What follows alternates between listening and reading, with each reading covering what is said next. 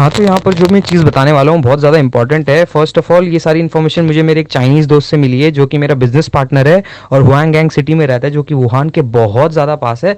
तो अभी क्या है, चाइना में लॉकडाउन हटा दिया है, तो उन असली में हुआ क्या है, उन्होंने बहुत सारी जो डेड बॉडीज़ थी, उनका पोस्टमार्टम किया है और उनको पता लगा है कि एक्चुअली में डेथ का कॉज़ क्या है और इसको कैसे कंट्रोल करना है। तो अगर उन्हें पता लग गया तभी उन्होंने लॉकडाउन हटा दिया है। तो वो सारी बातें मैं चाहता हूँ आप सभी के साथ शेयर करूँ, क्योंकि जो इन्फॉर्मेशन मुझे मिली है वो मैं अपने तक ही क्यों सीमित रखूँ, आप सभी को बताना चाहता हूँ। तो फर्स्ट ऑफ ऑल क्या है, जो भी ये जो डेथ्स हो रही है वो मेन रेस्पिरेटरी प्रॉब्लम की वजह से हो रही है। इसमें क्या होता है, जो इन्फेक्शन है, ये थिक म्यूकस है, वो गले में जम जाता है और उसकी वजह से सारे एयरवेज या नेजल चैम्बर्स जो होते हैं, रेस्पिरेटरी सिस्टम के जितने भी एयरवेज हैं, उसकी मदद से जो थिक म्यूकस है वो एयर को, हवा को अंदर जाने से ब्लॉक कर देता है।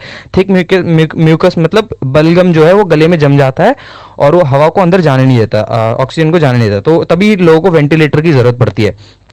अब क्या है, इसको कंट्रोल कैसे करें? सबसे पहली बात, जो लंग्स में जब ये थिक म्यूकस होता है, इन्फेक्शन होता है जो, वो लंग्स में जाने से पहले 3 दिन तक गले में ही रहता है। तो अगर आप इसको वहीं पर न्यूट्रलाइज कर दें तो उससे डेथ नहीं होंगी। तो मैं जो इंपॉर्टेंट पॉइंट बता रहा हूँ जिससे कि इस म्यूकस को न्यूट्रलाइज करा जा सकता है, वो है फर्स्ट ऑफ ऑल, क्या बोलते हैं, हॉट लिक्विड्स आप रेगुलरली पीजिए, जैसे कि टी हो गया, कॉफ़ी हो गया, हॉट वाटर हो गया, या हल्दी के साथ गर्म पानी।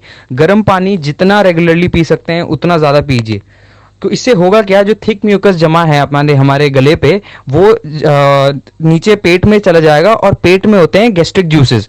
वो जो जूसेस हैं वो उस बलगम को न्यूट्रलाइज कर देंगे। तो ये तो एक मेथड है। दूसरा, आप क्या करते हैं, गार्गल्स करिए। गार्गल्स मतलब गरारे करिए, नमक के पानी के साथ गरारे हो गए या हल्दी के पानी के साथ गरारे हो गए, या जितने भी एंटीसेप्टिक्स हैं, पोटेशियम परमैंगनेट के गरारे हो गए, बीटाडीन के गरारे हो गए, वो रेगुलरली कीजिए। तो पहला हॉट लिक्विड्स पीजिए, दूसरा एंटीसेप्टिक के गरारे कीजिए। तीसरा है मोस्ट इंपॉर्टेंट, कि आपको इम्यूनिटी अपनी स्ट्रांग करनी है, जिसमें कि आप विटामिन सी रेगुलरली लीजिए। वैसे फूड जिनमें विटामिन सी होता है वो लीजिए, एंड सिट्रस फ्रूट्स लीजिए। सिट्रस फ्रूट लीजिए, वो आपकी इम्यूनिटी बढ़ाएगा।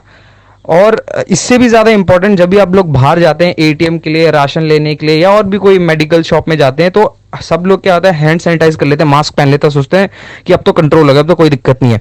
असली में ये वायरस जो है ये आपके हेयर्स में भी आता है, कपड़ों में भी आता है। तो इससे बचने के लिए जैसे ही आप बाहर से आते हैं, गेट का कोई हैंडल मत खोलिए, घर वालों को बोल दीजिए कि दरवाजा खुला रहे। आप दरवाजा खोलने के बाद सीधा वॉशरूम में जाइए और अपने कपड़ों को सोप और डिटर्जेंट में डाल दीजिए, और आते ही तुरंत शावर ऑन करके अपने बाल वाल शरीर पूरा धो लीजिए। और अब अगर किसी गलती से किसी मेटालिक सरफेस को छू भी लेते हैं, तो मेटालिक सरफेस पे ये वायरस जो है वो 9 घंटे तक रहता है। तो आप रेगुलरली अल्कोहल बेस्ड स्प्रे या फिर लिक्विड क्लीनिंग, जो अल्कोहल क्लीनिंग से इसको साफ कर दीजिए। और एक और इंपॉर्टेंट चीज, कोई भी ठंडी चीज मत खाइए इसमें, ना आइसक्रीम, कोल्ड ड्रिंक्स, कुछ भी ठंडी चीज मत खाइए। जितना हो सके गर्म पानी का ज्यादा उपयोग करिए।